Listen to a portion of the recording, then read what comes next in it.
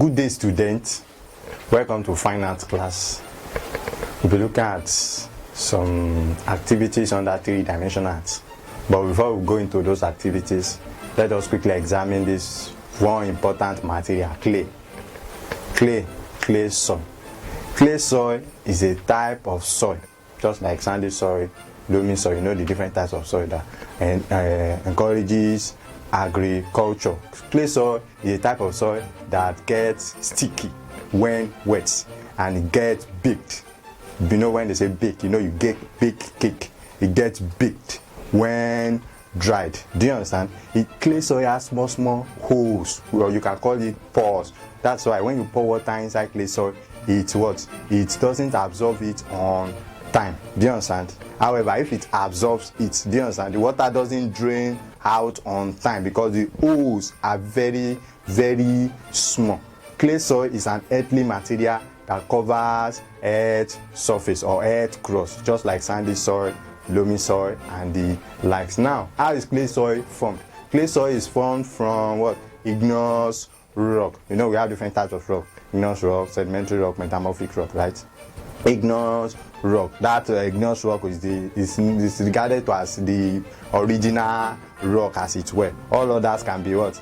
Can be remains of animal fossils and so on that piled up over a long period of time. They can form what? They can form rock. But you know, molten magma, by the time it's cool, do you understand? It results to igneous rocks. Now, rain falls on rocks. It falls everywhere, as it were. Now, when it falls on rocks, there will be some weak parts or weak portions of the rock. Not everything, you know. Rain cannot break rock, as it were, but there will be some weak points that rain can do what? The drops of rain can break. Do you understand? So it breaks it into small particles. Now, when it broke into small particles, those particles now form what? The soil we know: sandy soil, loamy soil, clay soil, and the likes. Do you understand? So we call the process weathering. Now, what is the weathering? Weathering is the process by which rain falls on rocks and breaks it down, or the breaking down of rocks into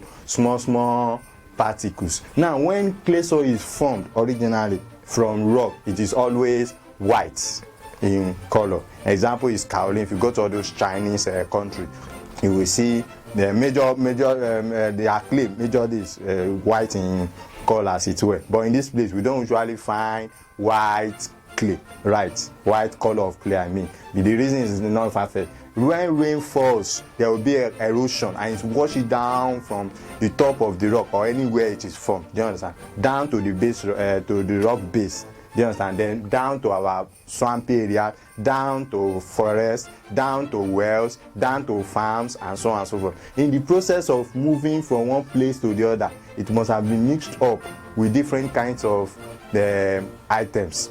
Mixed up with fossils, plant fossils, or maybe animal fossils, the droppings of animal, plant, birds, and so on and so forth. Foreign bodies. If you eat maybe puff now, or chewing gum, you understand? Or maybe you eat a banana, the piece, you throw it away. Do you understand? The erosion will come and do what? And wash it away, especially those that used to dump something inside erosion. It will wash all those things away, and it will mix up with the white color of clay, and it will stain the clay soil. That's why we don't usually see white color of clay. However, if you go to the rock base, that means where it's from igneous rock, you will see some white clay. It may not be pure white as it were, but it will still be white compared to when you go to your wells. You go and dig your well, you go to your farmland, you dig some areas there, you go to swampy areas, you dig some places there. You understand? The colors would have changed. You can see like white color, you can see like red color, you can see like black color, you can see like gray color,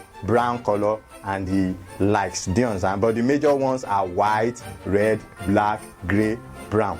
The reason is not far-fetched. So the type of substances that was mixed in the water with clay soil determines the color. Do you understand? So if an erosion passes through dustbin, you know, dustbin usually is smelly, as it were. Do you understand? The substance that are there, they are decomposed, so it's usually black. By the time the water is settled, the rain has stopped and the water is settled, you understand, you just discover that the clay soil that will be found around that area will be what? Will be black in color. Now let's go to types of clay. We have primary clay and we have secondary clay. Now primary clay is when the clay is newly formed.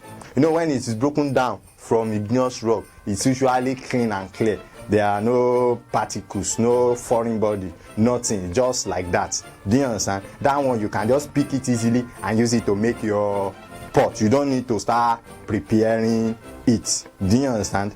If you look, if you pack it at that state, do you understand? You discover that you will not find stone. It will be very clean and clear. Even it might even be whitish in color, as it were. Then secondary color is the transported clay from one point to the other. You understand? It has been moved from the parent material, from rock basis to your farmland to your whatever. Do you understand? I moved to rock base, different places. Do you understand? So if I am a potter now, I want to get clay soil. I don't need to start looking for igneous rocks. Do you understand? I have to start looking for igneous rocks. I can just go to my backyard and dig the floor. Do you understand? Or I can go to my farm and dig the floor. Or I can dig a well. I'll find what? I'll find clay soil. However, this clay soil is not pure. It is diluted. You understand? Pure is not pure. It's diluted. That means you find stones, you find sticks, you find different kinds of things. Now, for you to make use of it, you need to prepare the clay soil. And how do you prepare the clay soil? There are two methods of preparation of clay soil. We have wet method, we have dry method. Now, when we say wet method, number one, let me just, in a simple or layman's language, let me break it down to your level. You go to the market, get sieve. Go, after getting the sieve, you come back home or wherever you want to prepare the, where you go to the farmland or wherever you want to get clay, you, with your spade and your bucket, you collect the clay, you dig the floor and you get the clay. After getting the clay, you put it inside the buckets or the bowl, as it were. Then you soak it with water for some days, or you can even soak it and use your hand to break some lumps of clay. Do you understand? Now, after you have soaked it, don't forget there will be stones, there will be sticks, there will be leaves, there will be different, even nylon will be inside. So what you do is you pour everything, all the content, all the clay water and everything inside it, you pour it inside, then you sieve. When you sieve, it's only the clear water and the clean clay soil that will do what? That will come out into the bucket. The rest will do what? Will remain in the sieve. Then you can do what? Cannot throw the remaining, the man can throw those unwanted particles, as it were. You can throw it away. Then after that, you prepare a place and you pour the water into it. For instance, POP is very good.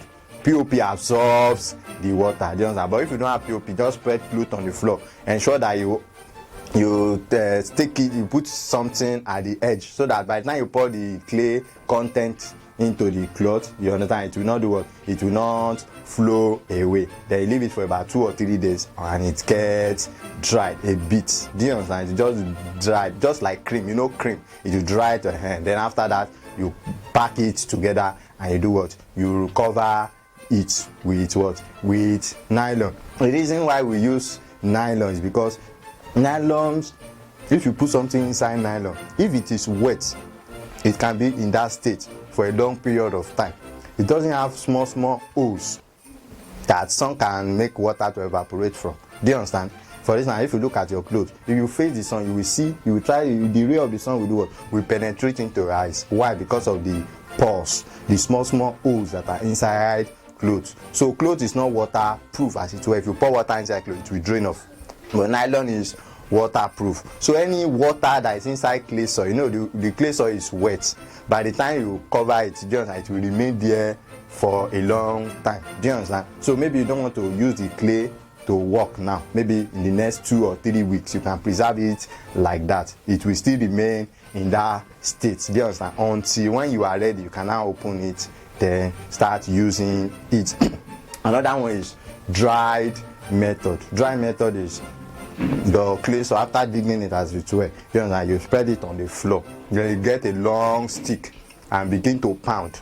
Some people even make use of pestle and mortar, but not the mortar you use to pound your yam, because the such, you don't know, soil has some chemicals as it were that is not that healthy, do you understand, for human consumption as well. So you make use of mortar that you are not using again to prepare your food, maybe to pound your yam or pound whatever, do you understand? You can either use long stick, break it on the floor, or you can use pestle and mortar. Then after, sieve is very important in clay preparation. You also sieve. The only difference between wet method and dry method is that in the first one, wet method, you make use of water. Do you understand? You pour water. But in dry method, you make it dry. If it's not even dry, you sun dry it until it's completely dry. Then you break it into powder, in powdery form. Then you now sieve. Do you understand? The fine powder will come into the bucket, will fall into the bucket, while the remnants you can throw that one away. As I said, you can also preserve it in what?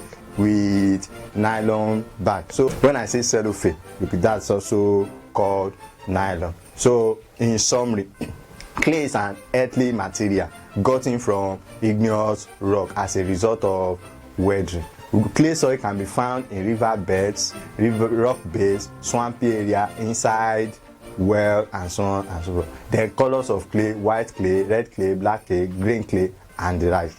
Then types of clay: primary clay, that's pure clay, undiluted clay, you understand? Then secondary clay, clay that has been deposited to other places, that have been removed from its original site. Then clay preparation, we have the wet method where you pour water. Then dry method, you pour water. Sieve is important in both. Then preservation of clay soil. So we continue from this point. Thank you.